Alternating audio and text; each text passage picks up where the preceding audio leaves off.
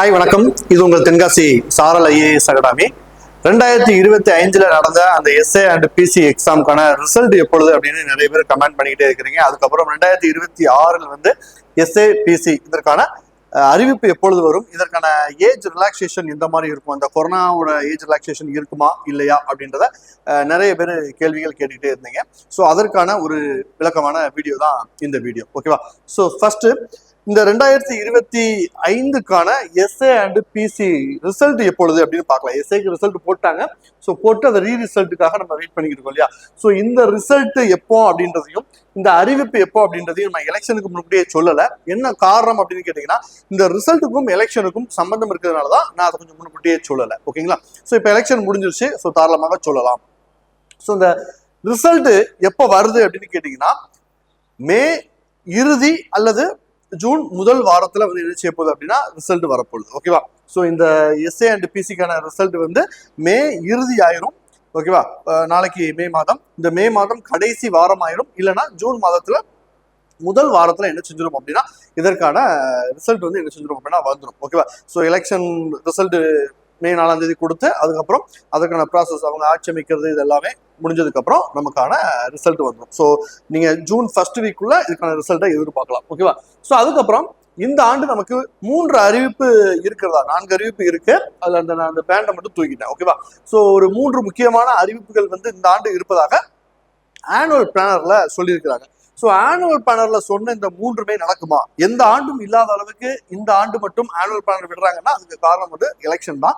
So technical S A மேன்னு சொல்லியிருக்காங்க, PC செப்டம்பர்னு சொல்லியிருக்காங்க, sub inspector நவம்பர்னு சொல்லியிருக்காங்க, ஜாயின்ட் ரிக்ரூட்மெண்ட் வந்து நவம்பர், காமன் ரிக்ரூட்மெண்ட் வந்து செப்டம்பர் அப்படின்னு சொல்லியிருக்காங்க. ஸோ இந்த ஆனுவல் பிளான் படி நடக்குமா அப்படின்னு கேட்டீங்கன்னா,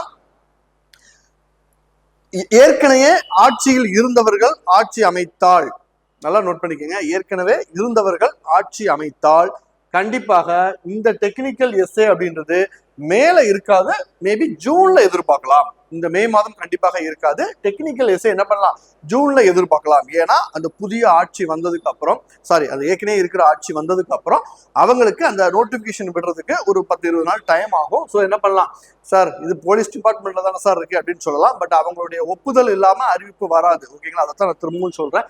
ஏன்னா கொஞ்சம் பேர் சொல்லுவீங்க, சார் இதெல்லாம் ஆல்ரெடி பிளான் பண்ணி டிஎன்யூஎஸ்ஆர்பி போர்டில் இருக்கு சார், அதுக்கும் இதுக்கும் என்ன சம்பந்தம் அப்படிங்கிற மாதிரி கேட்பீங்க. அது அந்த சம்பந்தங்கள் என்ன அப்படின்றது ஆட்சி அதிகாரத்தில் இருப்பவர்களுக்கே தெரியும். ஸோ இந்த டெக்னிக்கல் எஸ்ஏ மே மாதம் என்ன செய்யாது அப்படின்னா வராது, ஜூன் மாதம் வரும். ஓகேவா?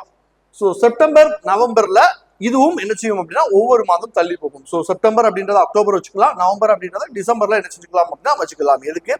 எஸ்ஏ அண்ட் பிசிக்கு. ஓகேவா? சரி, ஓகே. ஏற்கனவே இருந்த ஆட்சி வரல, புதிதாக ஒரு ஆட்சி வருது அப்படின்னு இருக்கீங்களா, ஆட்சி மாற்றம் ஏற்படுது அப்படின்னா இது ரெண்டும் நம்ம சொன்ன மாதிரி செப்டம்பர் அப்படின்றது அக்டோபர் மாதம் இருக்கும், நவம்பர் அப்படின்றது டிசம்பர் மாதம் இருக்கும். ஸோ இந்த பிசி எக்ஸாமுக்கும் எஸ்ஏ எக்ஸாமுக்கும் எந்தவித பிரச்சனையும் கிடையாது. கண்டிப்பாக ஒரு மாதம் தள்ளி போகும். ஆனா அந்த டெக்னிக்கல் எஸ்ஏ நம்ம மேலுக்கு பதில் ஜூன் வரும் சொல்லியிருக்கோம் இல்லையா, அது வந்து புதிய ஆட்சி வேற எதுவும் ஆட்சி வந்துச்சு அப்படின்னா கண்டிப்பாக ஜூன்ல இருந்து ஜூலை மாதத்துக்கு என்ன செய்யும் அப்படின்னா தள்ளி போகும். ஓகேங்களா? சோ ஏற்கனவே இருக்கவங்க வந்தா ஒரு மாதம் தள்ளி போகும், புதிய ஆட்சி வந்தா 2 மாதம் தள்ளி போகும். ஸோ இந்த இந்த விஷயங்களை நம்ம எலெக்ஷனுக்கு முன்னாடி சொல்லும் போது நமக்கு அறிவிப்பு சீக்கிரம் வரணும் அப்படின்றதுக்காக நம்ம சில முடிவுகள் வந்து என்ன செய்யலாம், எடுக்கலாம் அப்படின்றதுக்காக தான் நம்ம வந்து எலெக்ஷனுக்கு முன்னாடி வரைக்கும் 2024 நோட்டிபிகேஷன் எப்போ வரும் அப்படின்ற விஷயங்களை சொல்லாம இருந்தோம். ஓகேவா? ஸோ இப்போ தாராளமா சொல்லலாம் அப்படின்றதுனால நம்ம என்ன செய்யறோம், சொல்றோம். ஸோ இந்த நோட்டிபிகேஷன் வந்து இப்படிதான் வரப்போகுது.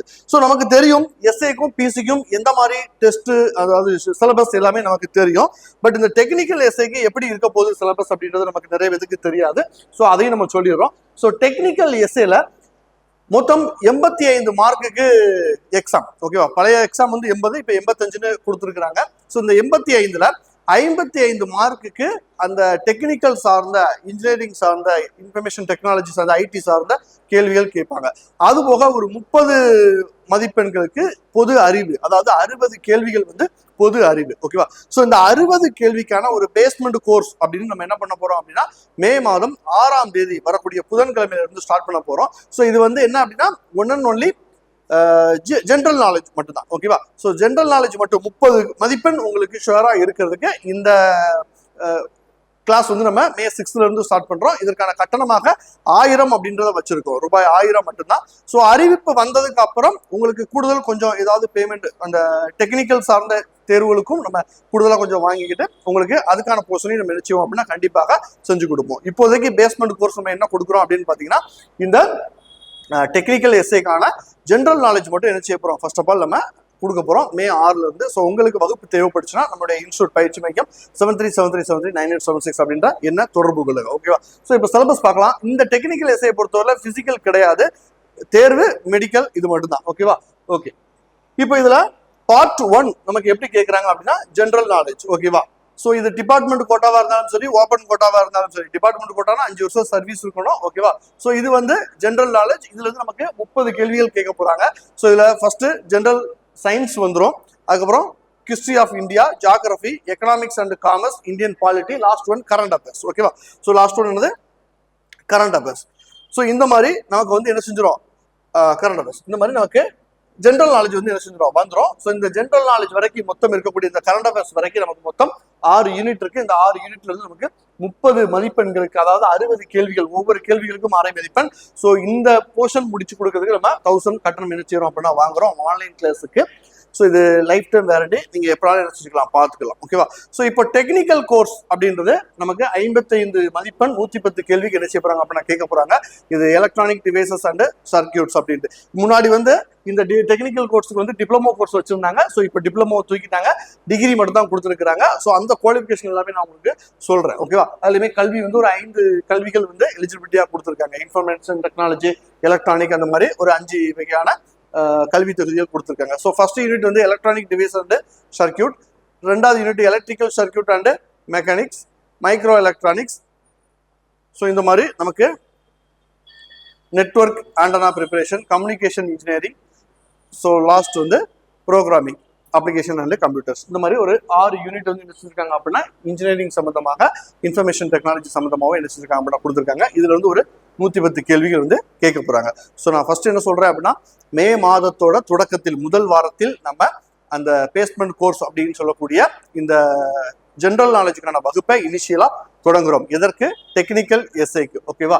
ஸோ அப்கமிங் நோட்டிபிகேஷன் வந்து மே இறுதியிலையோ அல்லது ஜூன்லயோ தொடக்கத்திலேயோ நோட்டிபிகேஷன் வரும் பட்சத்தில் உங்களுக்கான டெக்னிக்கல் போர்ஷனையும் நம்ம என்ன செஞ்சிடும் அப்படின்னா அதையும் தனியாக ஒரு கோர்ஸா ஸ்டார்ட் பண்ணுவோம்.